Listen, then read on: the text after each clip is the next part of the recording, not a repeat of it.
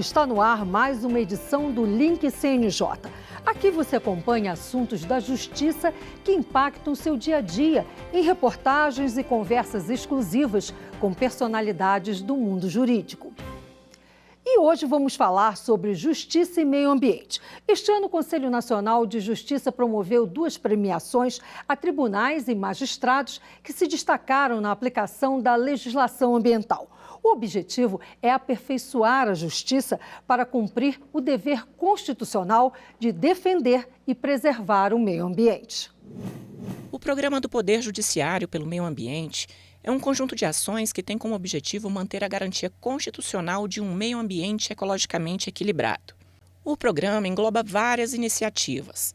Destaque para o Prêmio Juízo Verde, onde o CNJ reconhece as boas práticas dos tribunais estaduais e federais.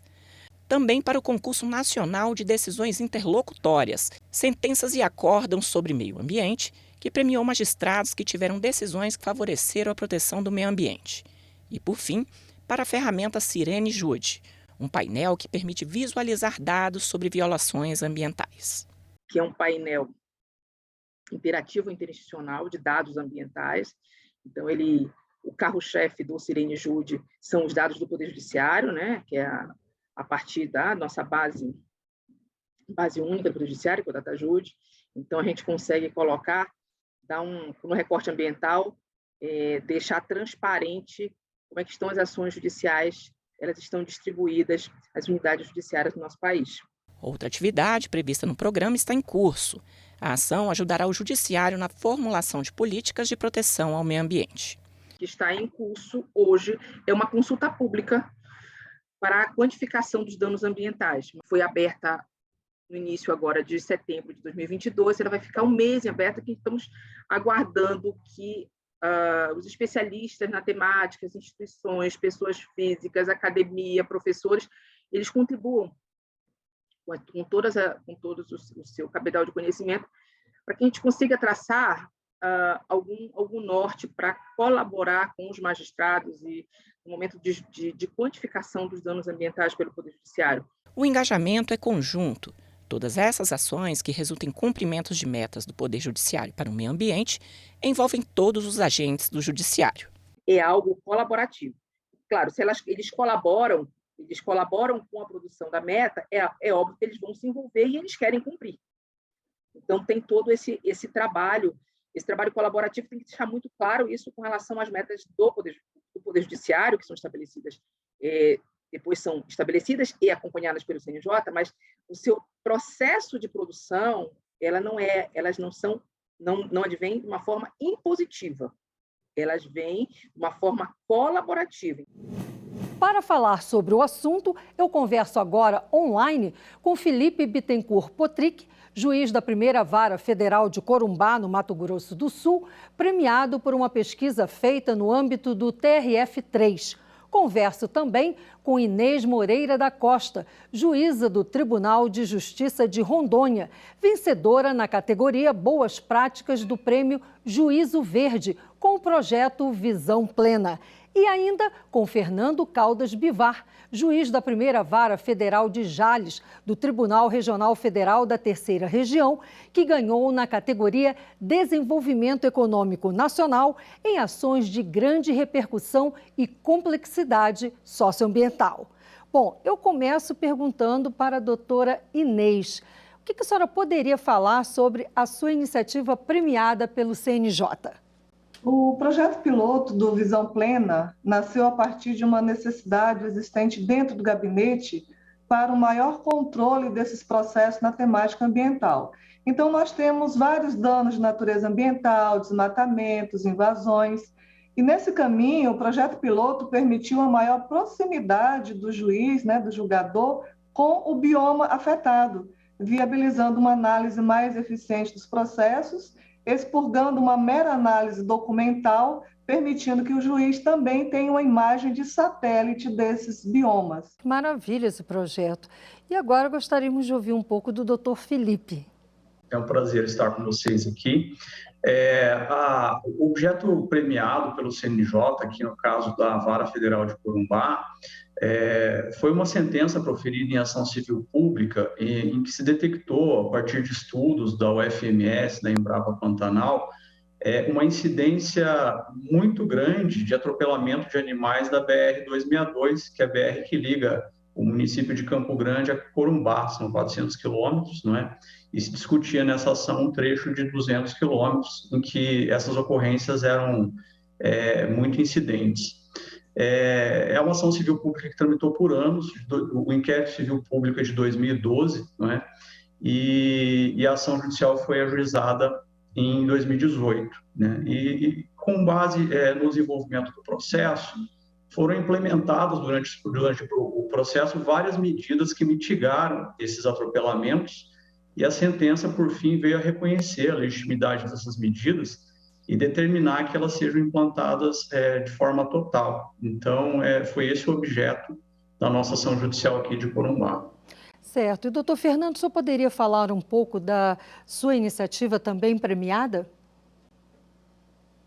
Bom, a iniciativa premiada no CNJ, na Vara Federal de Jales, foi também uma sentença, na verdade, um conjunto de sentenças proferidas em ações civis públicas que questionavam a proteção da área de preservação permanente no entorno do reservatório artificial de água da usina hidrelétrica de Ilha Solteira. Havia um número elevado de ações civis públicas em tramitação, cada uma relativa a um imóvel que beira esse reservatório artificial de água criado com a construção da usina, e havia a alegação de que vários desses imóveis estavam invadindo a área de preservação permanente delimitada num regulamento anterior à vigência do novo Código Florestal. E com a vigência do novo Código Florestal, esse marco delimitador da área de preservação permanente foi modificado, e o embate judicial nessas 500 ações civis públicas que tramitavam aqui na Vara Federal de Jales questionavam justamente a aplicação intertemporal do novo Código Florestal para aferir essas invasões na área de preservação permanente.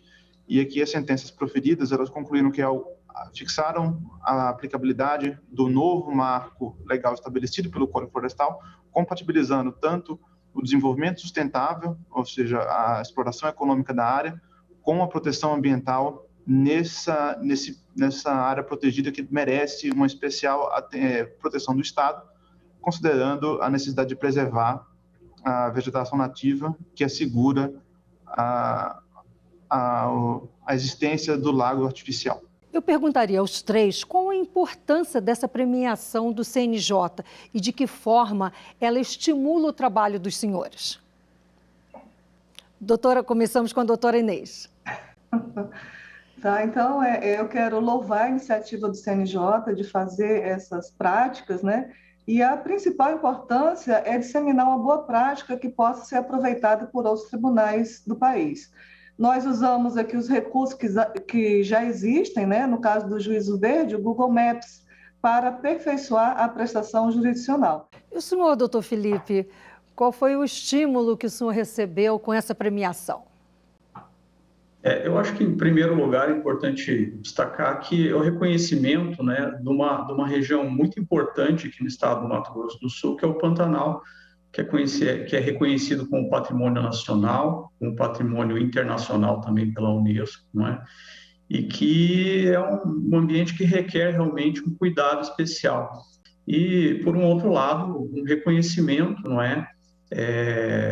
Pelo trabalho desenvolvido, um reconhecimento à região, e eu acho sempre muito importante valorizar e motivar a todos com relação a ações dessa natureza. Doutor Fernando, para o trabalho do senhor, essa premiação, ela fez um diferencial? Com certeza. O CNJ, com esse prêmio, a inauguração desses prêmios em matéria ambiental, ele traz luzes e deixa muito claro a preocupação do Poder Judiciário com a preservação ambiental e com a compatibilidade da legislação ambiental com o desenvolvimento econômico. Então, premiações dessa natureza trazem luzes bastante importantes para que o Poder Judiciário continue na defesa intransigente da proteção ambiental e que isso sirva de estímulo não só aos juízes premiados, mas também todos aqueles outros juízes que têm que lidar no dia a dia com a complexidade do tema de matéria ambiental, e complexidade não apenas jurídica, mas fática. Doutora Inês, a senhora tem informação se o seu trabalho já foi implementado em outra cidade da Amazônia, em outro estado?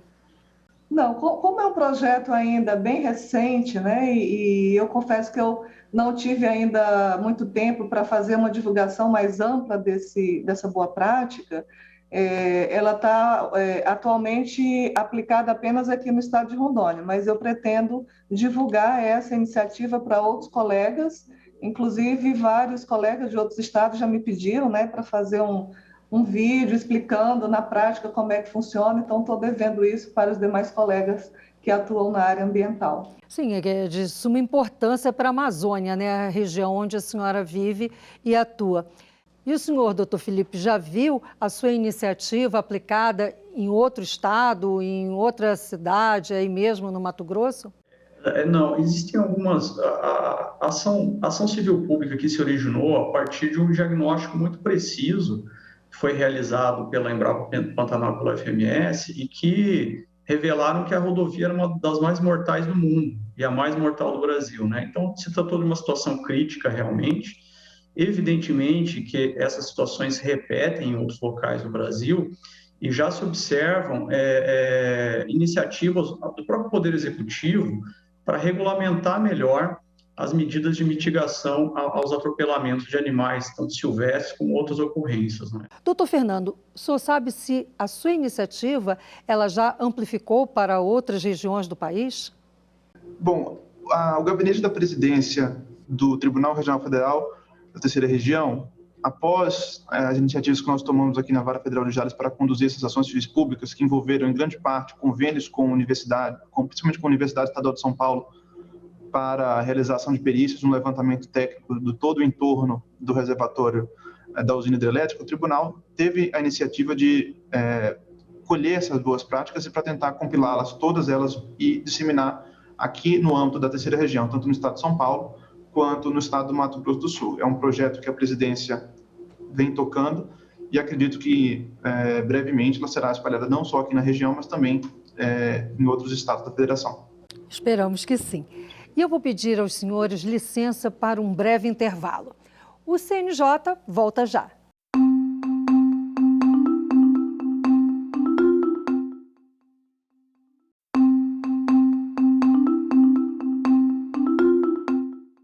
O Link CNJ está de volta. Hoje falamos sobre justiça e meio ambiente. Os nossos convidados são Felipe Bittencourt Potrick, juiz da Primeira Vara Federal de Corumbá, no Mato Grosso do Sul, Inês Moreira da Costa, juíza do Tribunal de Justiça de Rondônia, e Fernando Caldas Bivar, juiz da Primeira Vara Federal de Jales, em São Paulo. Quais as dificuldades que os senhores encontraram para implementar os programas que criaram? Doutora Inês, por favor. O aumento da degradação ambiental é atualmente um dos maiores desafios da humanidade, e aqui o TJ de Rondônia, né, por estar na região amazônica, enfrenta uma grande dificuldade no controle desses desmatamentos, dessas queimadas. Então, o projeto Visão Plena em si, ele não apresenta uma grande complexidade na sua implementação, porque ele já utiliza uma ferramenta gratuita que é o Google Maps. Mas nós precisamos sim ter essa visão sistêmica, né, de combate a essas infrações ambientais. Doutor Felipe, o senhor teve problemas para implementar a sua ideia? Sim. O processo judicial que ocorreu aqui em Corumbá, tratavam-se de inúmeras ações a serem adotadas pelo poder público, né? No caso, o réu aqui foi uma autarquia federal, DENIT, e esses óbices se relacionavam a questões orçamentárias, né? Muitas vezes a questões jurídicas externas ao processo, né? Problemas operacionais, licitações fracassadas, licitações desertas, não é? Doutor Fernando, o senhor destacaria alguma dificuldade na implementação do trabalho que o senhor realizou? Acredito que a maior dificuldade inicial foi encontrar peritos habilitados para a realização de perícias em matéria de meio ambiente, que isso é uma demanda bastante peculiar do Poder Judiciário, e considerando que envolvia quase 500 ações civis públicas, essas perícias deviam ser realizadas basicamente pelo mesmo grupo de peritos para não haver posicionamentos distoantes entre eles, e isso necessitaria um custo elevado. Então, tivemos que fazer reuniões periódicas com os peritos até conseguir fazer um convênio com a Universidade do Estado de São Paulo para a realização dessas atividades periciais e também o acompanhamento muito próximo dessas atividades. Nós vivemos num país continental, que é o Brasil, com sérios problemas no meio ambiente. De que forma, eu pergunto aos senhores, a justiça brasileira pode contribuir com a preservação do meio ambiente aqui no Brasil? Se a gente quer uma ação efetiva, a gente precisa ter uma governança ambiental com órgãos de controle bem estruturados, seja do ponto de vista de recursos humanos e também dos recursos tecnológicos. E, aliado a isso, ações de conscientização coletiva para incutir noções de sustentabilidade. Lembrando aí que a sustentabilidade ela tem um tríplice viés, o ambiental junto com o social e com o econômico. Então, essa visão macro aí do meio ambiente precisa ser incentivada em todos os setores. E na avaliação do senhor, doutor Felipe, qual é o grande desafio do Brasil neste momento na área do meio ambiente?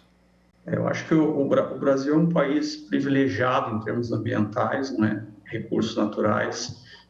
Tem, como a doutora Inês mencionou, uma legislação muito robusta nessa área. Eu acho que a grande dificuldade é a implementação em si.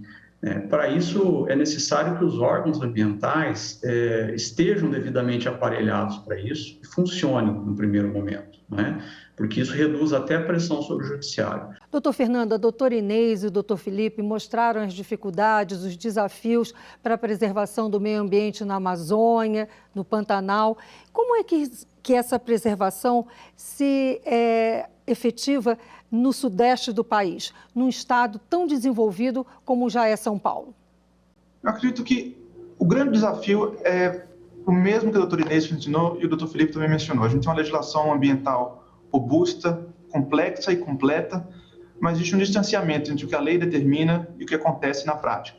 Reduzir esse distanciamento para que a lei seja mais efetiva, ela não seja uma legislação apenas simbólica, mas que suas determinações sejam efetivamente cumpridas, esse é o grande desafio. E o Poder Judiciário, nesse cenário, cumpre exigir a aplicação da legislação quando provocado, determinar que os órgãos públicos saiam do estado de inércia, principalmente em um momento em que há um déficit de órgãos ambientais devidamente estruturados para fiscalizar o cumprimento da legislação ambiental. Bom, eu parabenizo os senhores pela premiação de suas iniciativas e agradeço muito a participação, as contribuições que trouxeram para o nosso programa Link CNJ. Até uma próxima vez.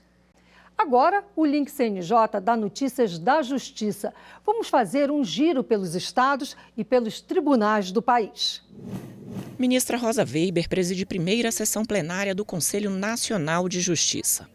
A presidente do Supremo Tribunal Federal e do CNJ destacou as prioridades do órgão em sua gestão, que serão a eficiência da justiça, defesa dos direitos humanos e do meio ambiente. Tendo como norte, principalmente, o fortalecimento de programas e projetos voltados a tais temas, elenco algumas ações que buscaremos implementar. Expansão das medidas de enfrentamento a violações dos direitos humanos e do meio ambiente. Ampliação de medidas de inovação, inteligência, cooperação e conciliação para prevenção e solução de litígios coletivos, repetitivos, de massa e de grande impacto social. Para ouvir órgãos ambientais, organizações sociais e econômicas, estudiosos e demais interessados em debater a exploração mineral sustentável e áreas de proteção ambiental, o Poder Judiciário de Mato Grosso promoverá uma audiência pública no dia 18 de novembro. Os debates ajudarão no julgamento do mérito de uma ação direta de inconstitucionalidade que discute sobre o tema. O edifício sede do Tribunal de Justiça da Bahia abriga toda segunda-feira, das 9 horas da manhã até as 3 horas da tarde, o caminhão do projeto Vale Luz. Uma iniciativa que recolhe vidros, plásticos, metais, papel, óleos e eletrônicos que posteriormente são enviados para reciclagem. E essa não é a única notícia boa. Quem doa o material recebe desconto na conta de energia elétrica. Servidores, magistrados e todo cidadão interessados em fazer a doação dos materiais podem fazer a entrega no caminhão. É hora do CNJ nas redes. Vamos ver algumas das postagens que marcaram a semana nas redes sociais do CNJ. Olá, pessoal! Você já notou que está cada vez mais comum a publicidade nas redes sociais que é feita pelos colaboradores de uma empresa, seja utilizando uma trend ou anunciando promoções. Mas você sabia que é necessária autorização expressa para o uso da imagem da pessoa quando o vídeo tem finalidade comercial? Isso acontece porque a imagem é um direito fundamental relacionado aos direitos da personalidade. Portanto, seu uso sem autorização é conduta ilícita. Veja mais sobre esse tema nas redes do CNJ. O Conselho Nacional de Justiça e o Hospital das Clínicas da Universidade de São Paulo fecharam parceria para a produção de 150 notas técnicas para subsidiar decisões judiciais em saúde, especialmente para ações que envolvem medicamentos oncológicos. O material será disponibilizado na plataforma ENATJus. E tudo isso foi articulado pelo Fórum Nacional do Poder Judiciário para a Saúde. Mais informações nas publicações do CNJ. E mudando de assunto, na última sessão extraordinária, o CNJ aprovou recomendações aos tribunais para que concedam acesso aos seus sistemas informatizados para as polícias, encarregadas de verificar o cumprimento das medidas protetivas de urgência. Essa norma deve otimizar a fiscalização do cumprimento das determinações judiciais. Por hoje é só e até mais! Vamos agora ao quadro Uma História. Aquele momento em que um juiz ou uma juíza conta um caso que marcou a carreira dele ou dela. Confira a história de hoje. Uma situação que foi assim bem marcante e envolve o desmatamento também, é o esforço que nós estamos fazendo para a recuperação do Ribeirão Ararial, que é um rio, que é o segundo rio de maior importância na cidade, né? Que ele chama Ribeirão, mas ele é um rio, e ele está totalmente degradado. É um rio que, se voltarmos 20 anos no passado, as pessoas nadavam, tinham peixe, e hoje você anda no rio e fora as manchas que você vê no rio, que manchas de areia mesmo, totalmente degradado. Quando eu assumi a vara ambiental, recuperar esse rio foi uma das minhas maiores preocupações. E nós fizemos vários levantamentos, inclusive numa parceria com a UFMT, estudos científicos. E aí dentro da mancha urbana da cidade, que foi feito o alocamento das famílias ribeirinhas para outros locais, inclusive com a ajuda da prefeitura, porque tinha pessoas em área de risco e pessoas dentro de APP. O Ministério Público ajuizou as ações.